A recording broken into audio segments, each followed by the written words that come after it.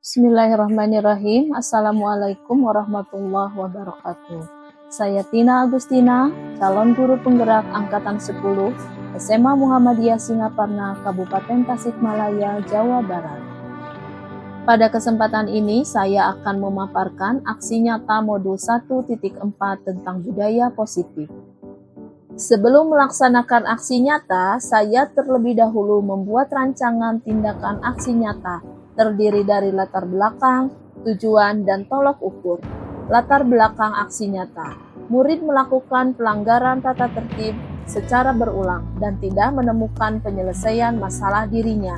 Tujuan, menumbuhkan disiplin diri pada murid sehingga terciptanya budaya positif dengan meyakini kebajikan universal. Tolok ukur, terbentuknya keyakinan kelas yang dilakukan oleh guru dan murid. Murid mampu menerapkan dan menjalankan keyakinan kelas yang telah dibuat. Lini masa tindakan yang akan dilakukan. Yang pertama, saya menghadap kepala sekolah untuk menyampaikan tentang pentingnya menanamkan budaya positif, sekaligus meminta izin untuk melaksanakan diseminasi kepada rekan guru. Selanjutnya, saya mengumpulkan rekan guru untuk melaksanakan diseminasi pemahaman budaya positif, yaitu keyakinan kelas dan segitiga restitusi.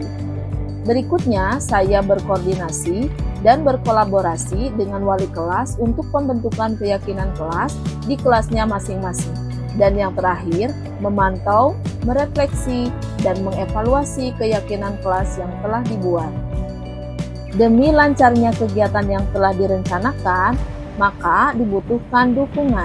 Yang pertama, dukungan kepala sekolah, rekan guru, dan murid agar rencana yang sudah disusun dapat terlaksana dengan lancar. Berikutnya, dibutuhkan juga sarana dan prasarana untuk mendukung terciptanya budaya positif di sekolah. Berikut ini diseminasi budaya positif kepada rekan-rekan guru SMA Muhammadiyah Singaparna. Berbagi ilmu, berbagi informasi yang saya dapat di pendidikan guru penggerak yang saya jalani sekarang, yang akan berakhir nanti di bulan November, jadi masih lama perjalanan.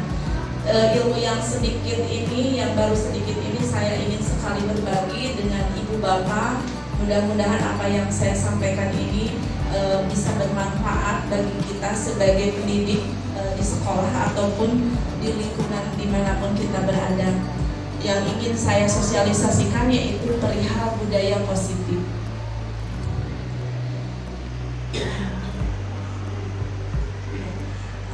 Bapak Ibu, budaya positif ini apa yang disebut dengan budaya positif? Kita seringnya budaya gitu ya. Nah, sebelum apa yang disebut dengan budaya positif, bahwa guru itu harus mampu menggerakkan dan memotivasi warga sekolah agar memiliki, meyakini, dan menerapkan visi atau nilai-nilai kebajikan yang disepakati. Perilaku manusia, hukuman dan penghargaan, ada posisi kontrol, ada restitusi, keyakinan sekolah atau kelas, dan segitiga restitusi. Ini juga sangat asing sekali. Kita akan bahas satu persatu. Yang pertama adalah disiplin positif. Apa yang disebut dengan disiplin positif? Bapak Ibu, disiplin positif ini adalah salah satu unsur utama untuk membentuk budaya positif. Nah, disiplin, kita selalu mengartikan disiplin itu adalah sesuatu yang menakutkan atau sesuatu yang dilakukan oleh seseorang kepada orang untuk mendapatkan kepatuhan. Untuk mendapatkan kepatuhan. Jadi disiplin itu identik bahwa orang lain harus patuh terhadap aturan yang kita buat, begitu ya. Itu disiplin.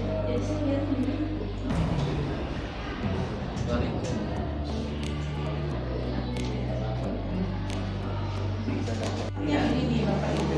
Kalau misalkan anak ada datang terlambat ke sekolah, gitu ya, dan kita tahu bahwa anak itu udah berapa kali terlambatnya, langsung muncul emosi dalam diri, eta kamu deui, si eta deui, bahkan kesel. Kemudian kita mengatakan, ya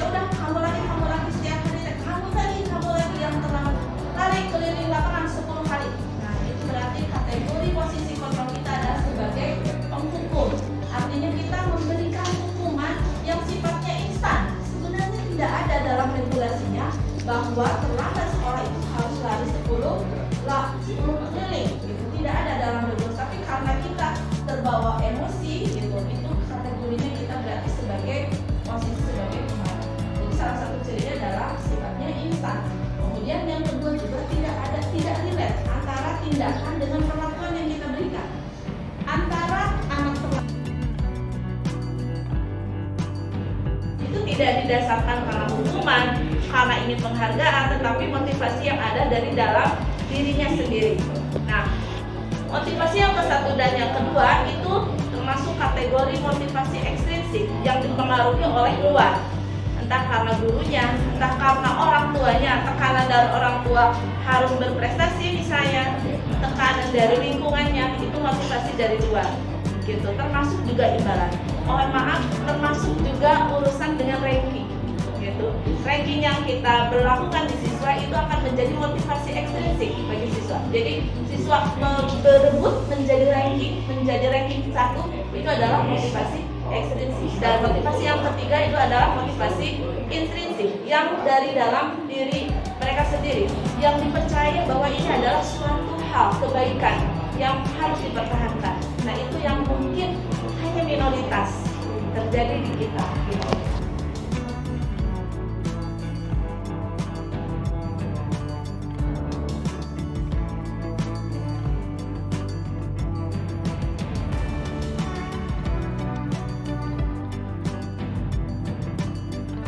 Berikut ini pembuatan keyakinan kelas di kelas 10 IPA 1.